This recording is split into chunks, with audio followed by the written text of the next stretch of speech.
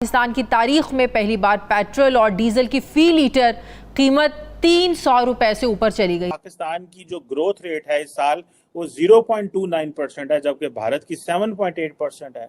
अफगानिस्तान में लोग जो हैं वो एक एक हजार रुपया अफगानी दिखा के बताते हैं कि इस वक्त पाकिस्तान की करेंसी की डिवैल्यूएशन हो चुकी है। हाल ये है कि पाकिस्तानी करेंसी जो है रुपया, ये मगरबी और यूरोपीय ममालिक तो दूर, एशियाई ममालिक में मुंह दिखाने के काबिल नहीं रही है। आज की दूसरी अहम बड़ी खबर है जो कि अच्छी खबर नहीं है, और वो है डॉलर के हवाले से डॉलर की कदर बढ़ती जा रही है और डॉलर आउट ऑफ कंट्रोल होता हुआ हमें नजर आ रहा है। और जबकि पाकिस्तान में हमने दारा साहब तारीख की सबसे बड़ी महंगाई हो रही है। पेट्रोल फिर से महंगा हो गया और पड़ोसी इस बात पे लगा हुआ है कि भाई हिंदुस्तान मून पे कैसे गया।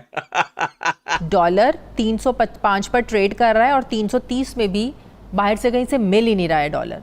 यानी निगरानों की निगरानी में अब तक डॉलर 17 रुपए महंगा हो चुका है। डॉलर कंट्रोल में आएगा या ये जो इस वक्त इबाम दिया जा रहा है कि ये तो 500 तक भी जा सकता है। और तो और पाकिस्तानी रुपए की वैल्यू गुज़श्ता साल दिवालिया होने वाले मुल्क श्रीलंका की करेंसी से भी अब नीचे गिर गई है। सारे आर्टिकल्स जो हैं उनके तो परखच्चे उड़ गए, लोगों के में रोटी नहीं है। आप कह रहे हैं कि जी हम उनको मुफ्त रोटी फराहम, मतलब रोटी पैसे देके खरीदने के लिए नहीं रही अब आटा। अफगानिस्तान, भारत, नेपाल, बांग्लादेश की करेंसी की परफॉर्मेंस हमसे कई गुना बेहतर है। चीमा साहब, मिसाल तो बड़ी बिलो द बेल्ट है, गंदी है मिसाल, लेकिन मुझे किसी आज एक दोस्त ने पाकिस्तान से बताया है, उसने कहा पेट्रोल और चरस का रेट एक हो गया। नमस्ते दोस्तों, जय हिंद। हिंदुस्तान स्पेशल में आपका स्वागत है। दोस्तों, भारतीय अर्थव्यवस्था ने चालू वित्त वर्ष की शानदार शुरुआत की है। आधिकारिक आंकड़ों के अनुसार पहली तिमाही के दौरान भारत की अर्थव्यवस्था ने शानदार 7.8% की दर से ग्रोथ रेट दर्ज की है। यह दुनिया की किसी भी प्रमुख अर्थव्यवस्था की तुलना में सबसे तेज ग्रोथ रेट है।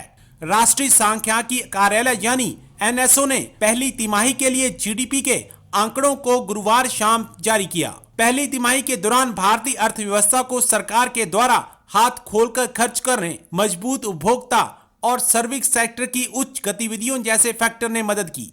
इससे पहले कोर सेक्टर के आंकड़े जारी किए गए थे, जिसके अनुसार जुलाई में कोर सेक्टर की ग्रोथ रेट कम होकर 8% पर आ गई, जो एक महीने पहले जून में 8.3% थी। पाकिस्तान मीडिया भारत की 7.8% की ग्रोथ रेट एक सख्ते में है और ये चर्चा कर रहा है कि हमारी ग्रोथ रेट तो माइनस में चली गई है। तार साहब, जब मैं आपसे बात कर रहा हूं तो हमें यह पता चला है कि पाकिस्तान की जो ग्रोथ रेट है इस साल वो 0.29% है, जबकि भारत की 7.8% है। अफगानिस्तान में लोग जो हैं वो एक एक हजार रुपया अफगानी दिखा के बताते हैं कि इस वक्त पाकिस्तान की करेंसी की डिवैल्यूएशन हो चुकी है। 3-3, 4-4 हजार पाकिस्तानी रुपया काबुल में मिल रहा है। और जबकि पाकिस्तान में हमने दारा साहब तारीख की सबसे बड़ी महंगाई हो रही है। 305 रुपए लीटर पेट्रोल, ये पाकिस्तान की तारीख में। आपने भी बहुत सारे पाकिस्तान की जिंदगी, जो सियासी और इकोनॉमिक जो लाइफ साइकिल हैं, उसके बड़े उतार चढ़ाव देखे हैं। इस वक्त केयर टेकर गवर्नमेंट को भी नहीं पता चल रहा क्या करना है।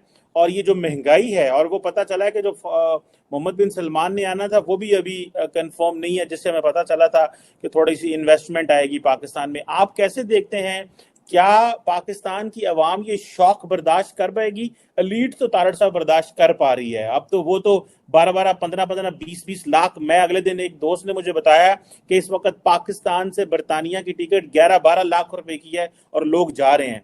एलीट तो बर्दाश्त कर पा रही है। तारड़ साहब, आपको लगता है कि ये जो महंगाई का शौक है ये आम आदमी बर्दाश्त कर सकता है? चीमा साहब, मिसाल तो बड़ी बिलो द बेल्ट है, गंदी है मिसाल, लेकिन मुझे किसी आज एक दोस्त ने पाकिस्तान से बताया है, उसने कहा पेट्रोल और चरस का रेट एक हो गया।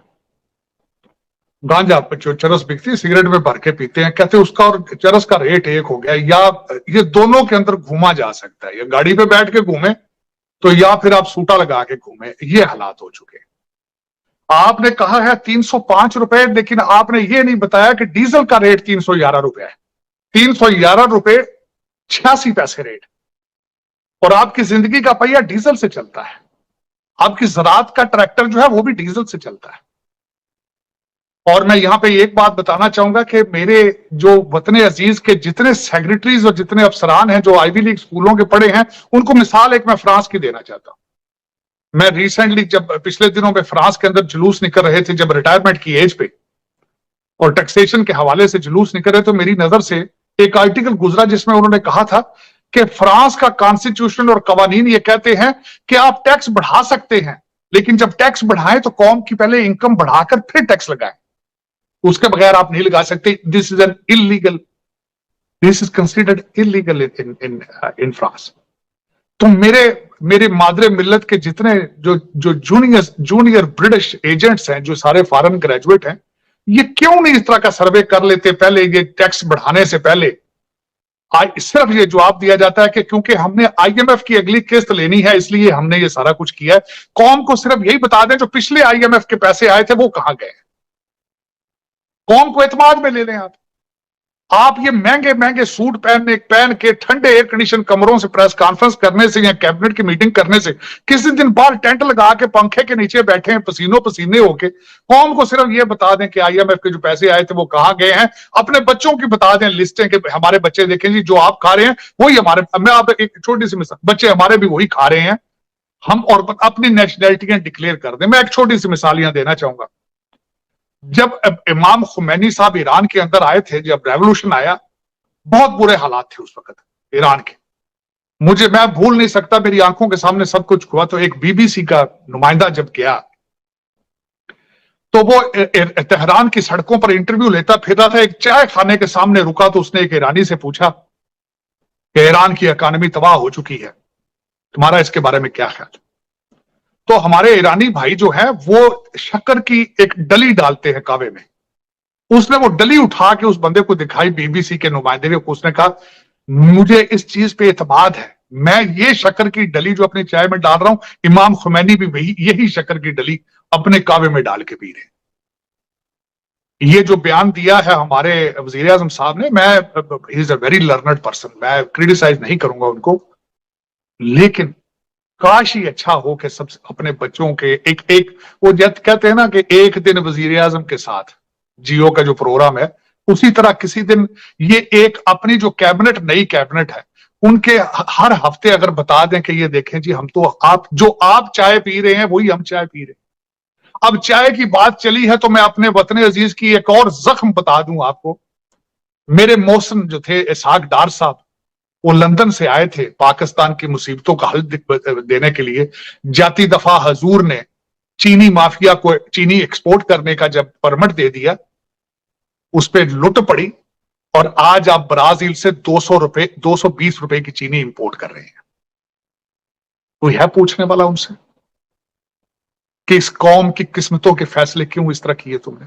कोई है पूछने वाला? काश इस तरह हो।